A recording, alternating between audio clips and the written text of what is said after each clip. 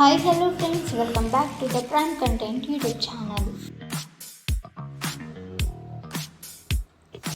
ఎండల తీవ్రత ఉక్కపోతతో అల్లాడుతున్న తెలంగాణ ప్రజలకు వాతావరణ శాఖ శుభవార్త చెప్పింది.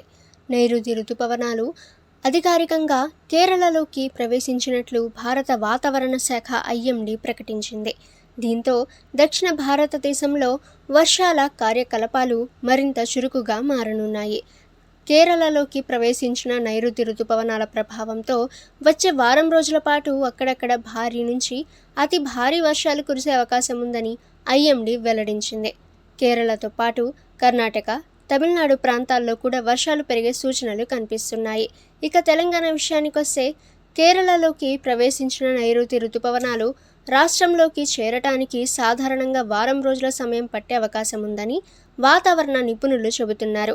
అయితే రుతుపవనాల ముందస్తు ప్రభావం ఇప్పటికే తెలంగాణపై కనిపించడం ప్రారంభమైంది.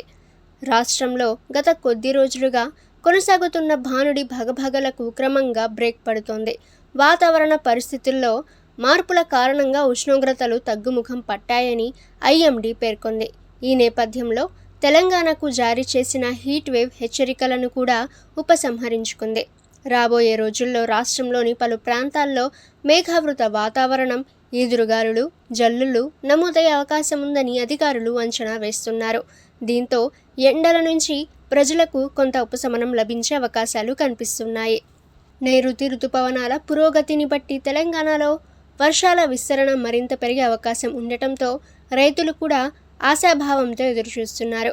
ఖరీఫ్ సీజన్కు ముందు కురిసే ఈ వర్షాలు వ్యవసాయ కార్యకలాపాలకు ఊతమివ్వనున్నాయి.